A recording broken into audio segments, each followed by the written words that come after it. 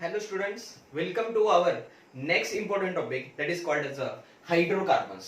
तो बच्चों ये हाइड्रोकार्बन जो टॉपिक है वो बहुत इंपॉर्टेंट है।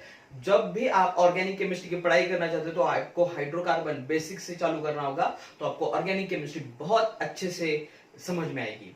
तो इस लेक्चर में हम देखेंगे हाइड्रोकार्बन क्या होता है, हाइड्रोकार्बन का क्लासिफिकेशन कैसे होता है और हाइड्रोकार्बन का सोर्सेस क्या होते हैं। और बहुत इंपॉर्टेंट कंसेप्ट है एक सीटेन नंबर, ऑक्टेन नंबर क्या होता है, नॉकिंग क्या होता है और बहुत सारे कंसेप्ट यानी एप्लीकेशंस हम इस लेक्चर में देखेंगे।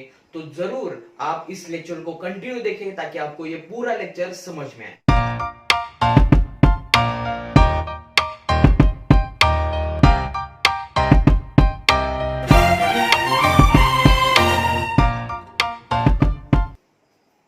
तो बच्चों चलिए शुरू करते हैं हाइड्रोकार्बन्स क्या होता है। तो बच्चों हाइड्रोकार्बन जो होता है इसके नाम के ऊपर है, hydro means hydrogen and कार्बो mean carbons. So the compound, देखो मैं डेफिनेशन लिखता हूं यहां पे, the compounds made up of, compounds made up of carbon and hydrogen are called hydrocarbons. जो कंपाउंड्स कार्बन और हाइड्रोजन से बने हुए होते हैं उसको हम क्या बोलेंगे, हाइड्रोकार्बन्स ऐसे बोलेंगे। आपने 10th स्टैंडर्ड में पढ़ा होगा कि हाइड्रोकार्बन्स क्या होते हैं, मीथेन, इथेन आपको मालूम है। ओके, सो मीथेन यानी CH4। तो देखो इसमें क्या है, एक कार्बन और 4 हाइड्रोजन, सो कार्बन हाइड्रोजन ही है। मीथेन, इथेन, प्रोपेन, ब्यूटेन, इन सब में क्या है, कार्बन और हाइड्रोजन है। सो इसीलिए हम इसको क्या बोलेंगे, hydrocarbon. So it is a branch, it is a part of organic chemistry and these compounds are called as the hydrocarbons. Okay, तो हम देखेंगे हाइड्रोकार्बन्स का क्लासिफिकेशन क्या होता है। Mainly hydrocarbons are divided into two categories, that is aliphatic hydrocarbon, aliphatic hydrocarbon, aliphatic hydrocarbon, aliphatic hydrocarbon and aromatic hydrocarbon, aromatic hydrocarbon. ठीक है, ये सब आपको पता है लेकिन एक शॉर्ट में मैं रिवाइज करके देता हूं आपको। Aliphatic hydrocarbon containing open chain compounds, they are open chain compounds. Okay, and aromatic carbon are the ring containing compounds. Okay, ज्यादा डिटेल में देखेंगे हम क्या होता है, कौन सी रिंग होते हैं, बेंजीन रिंग वगैरह। Aliphatic hydrocarbons are again classified into two categories, that is called as the saturated hydrocarbons, saturated, and the unsaturated hydrocarbons, unsaturated. Okay, so this aliphatic hydrocarbons are again classified into two types, that is saturated and unsaturated hydrocarbons. Okay, saturated means it containing only single bond, only single bond. Okay, only carbon carbon single bond, यानी ये आएगा alkane. Okay, हाँ, so alkanes are aliphatic saturated hydrocarbon, alkanes are aliphatic saturated hydrocarbons. Okay, and unsaturated means क्या होगा, it contains double or triple bond, double or triple bond. Okay, and भी हो सकता है, मतलब एक कंपाउंड में उसमें डबल और ट्रिपल बॉन्ड दोनों भी हो सकते हैं, उसको हम क्या बोलेंगे, अनसैचुरेटेड हाइड्रोकार्बन बोलेंगे। ओके, फॉर एग्जांपल ये होगा अल्कीन, मालूम है आपको, alkyne means carbon carbon double bond and alkyne means carbon carbon triple bond. Okay, ठीक है। हाँ, अभी इस अरोमेटिक हाइड्रोकार्बन्स में क्या होगा, it contains benzene ring, it contains benzene ring. Okay, benzene ring पता है आपको, this is called as a benzene ring. ठीक है, this is the main part, classification of the hydrocarbon. So next is the what of sources of hydrocarbon, sources of hydrocarbons. Hydrocarbon के sources क्या क्या होते हैं। So there are two main types of the sources. One is the petroleum products, petroleum products, petroleum products, and second one is the coal, COAL, coal. ठीक है. So petroleum products, petra means rock, and oleum means oil. इसका मतलब rock से जो oil निकलता है उसे हम क्या बोलते हैं, पेट्रोलियम बोलते हैं. ओके, सो इसे हम ये भी बोल सकते हैं क्रूड ऑयल, ऐसे बोल सकते हैं क्रूड ऑयल. ओके, यानी कच्चा तेल. ओके, सो इसको हम क्रूड ऑयल भी बोल सकते हैं. तो इससे जो हमें हाइड्रोकार्बन मिलेंगे वो मिलेंगे अल्केन्स,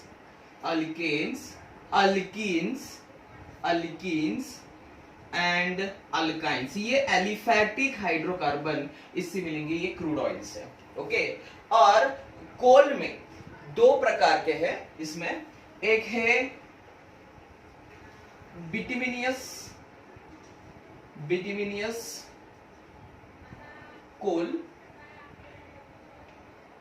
और एंथ्रासाइट कोल. ये जो कोल होते हैं ये हमें देंगे एरोमेटिक हाइड्रोकार्बन्स, ये कोल हमें एरोमेटिक हाइड्रोकार्बन्स देंगे. ठीक है, तो ये crude oil on fractional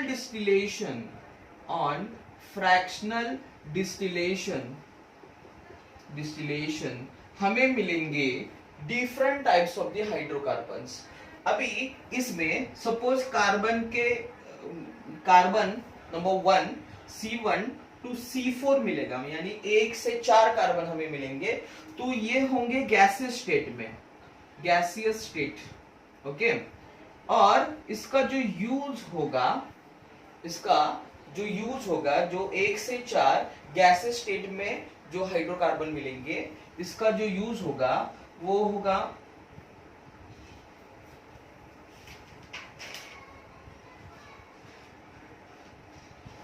synthesis of hydrocarbons,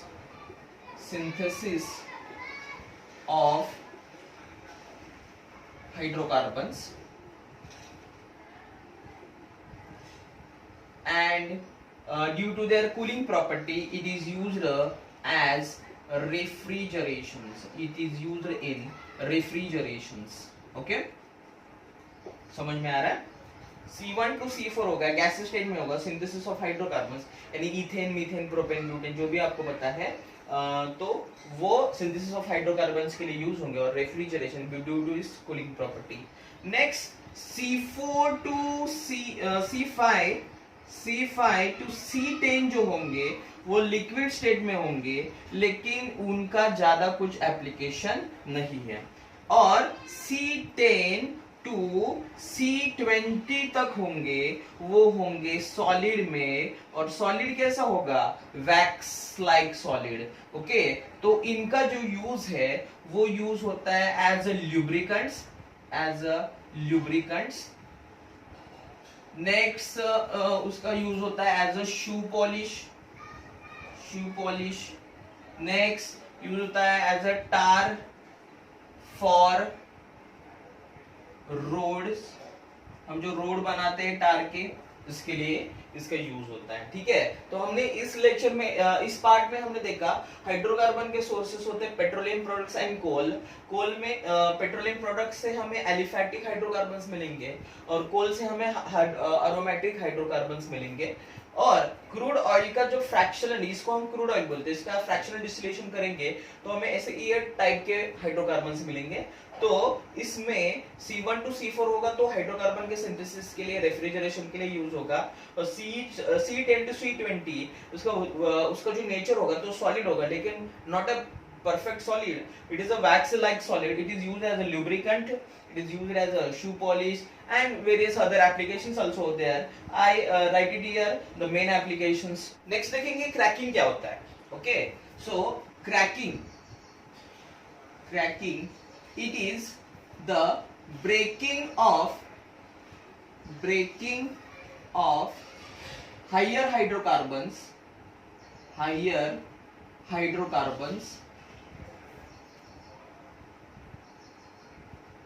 into smaller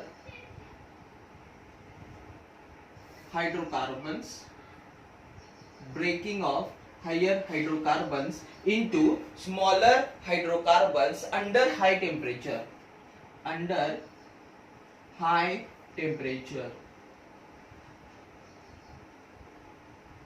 ठीक है, समझ में आ रहा है? क्रैकिंग मतलब जो हाइड्रोकार्बन ज्यादा, उनकी लेंथ ज्यादा होती है, हायर हाइड्रोकार्बन होंगे, ओके, उनको हम ब्रेक करेंगे into smaller hydrocarbon with the help of heat, with the help of high temperature. तो उस प्रोसेस को क्या कहा जाता है? क्रैकिंग कहा जाता है। मैं आपको एग्जांपल बताऊंगा। सपोज मैंने ले लिया यहाँ पे ऑक्टेन, फॉर एग्जांपल मैंने ले लिया ऑक्टेन, तो इस सपोज डीकेन लेंगे हम, CH3 CH2 and 8 times, that is CH3, so 8 and then this is a N-decane.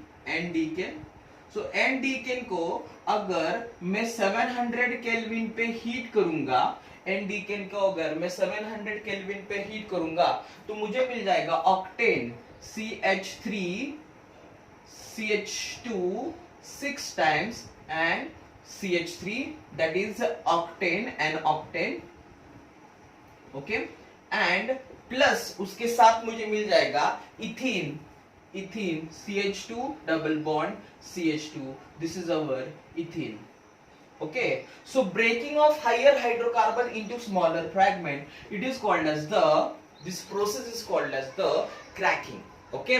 Next और एक एग्जांपल मैं बताता हूं आपको। सपोज मेरे पास CH3 CH2 थ्राइस है, ओके, दिस इज CH3, तो कितना हो गया?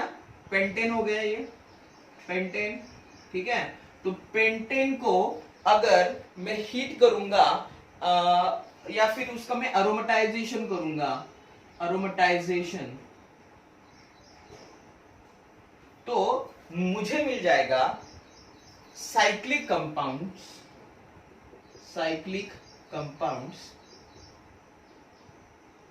Plus hydrocarbon, that is smaller hydrocarbon,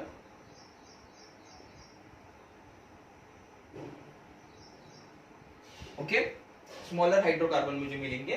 तो पेंटेन का अगर मैंने अरोमेटाइजेशन किया तो मुझे साइक्लिक कंपाउंड मिल सकते हैं, या और उसके साथ स्मॉलर हाइड्रोकार्बन भी मिल सकते हैं, ठीक है। नेक्स्ट हम देखेंगे preparation of aliphatic hydrocarbons, preparation of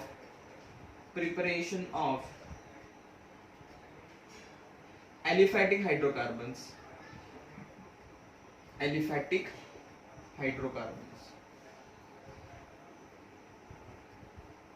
ठीक है।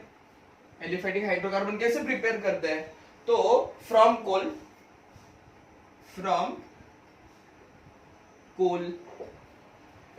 मतलब कार्बन, सो C प्लस हाइड्रोजन यूज करूंगा, ओके, C प्लस H2।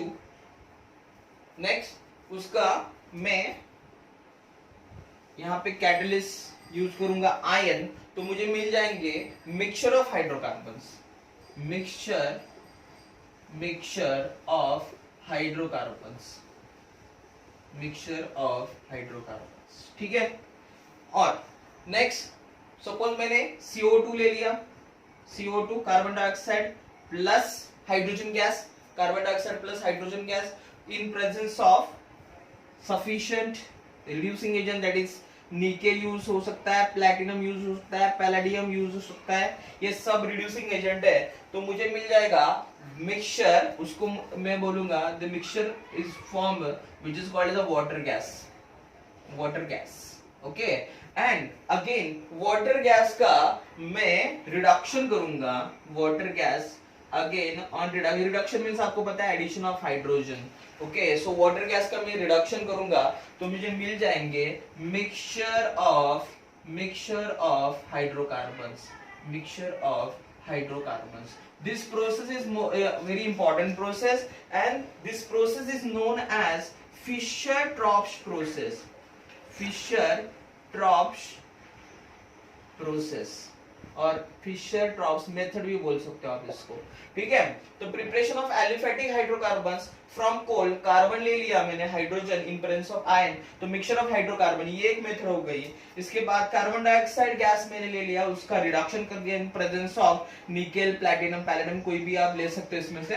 तो मुझे जो मिक्सचर मिल जाएगा उसे मैं बोलूंगा वाटर गैस, और वाटर गैस का अगेन मुझे रिडक्शन करना होगा, तो मुझे मिल जाएंगे mixture of hydrocarbons. These are the methods of preparation of the aliphatic hydrocarbons. So students, अभी मैं आज एक इम्पोर्टेंट पॉइंट पे डिस्कस करने जा रहा हूँ। तो ये जो कंसेप्ट है उसका नाम है ऑक्टेन नंबर और सीटेन नंबर। ये जो कंसेप्ट है it is related to the fuel.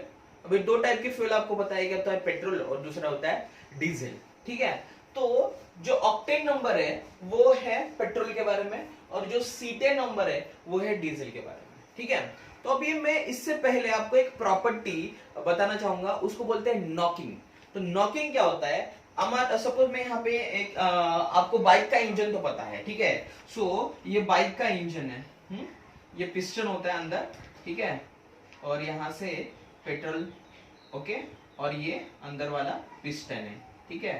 तो आपको पता है कि यहाँ से पेट्रोल अंदर जाता है, और क्या होता है यहाँ पे पेट्रोल ब्लास्ट हो जाता है, स्पार्क हो जाता है, इलेक्ट्रिक स्पार्क, और ब्लास्ट हो जाता है, तो ये प्रेशर से नीचे जाता है, ठीक है। तो ऐसा चलते रहता है ये, और इसके मैकेनिज्म में इसे यहाँ पे एक सर्किल लगा होता है, तो वो घूमता रहता है, इससे हमारी बाइक दौड़ती रहती है, ठीक है।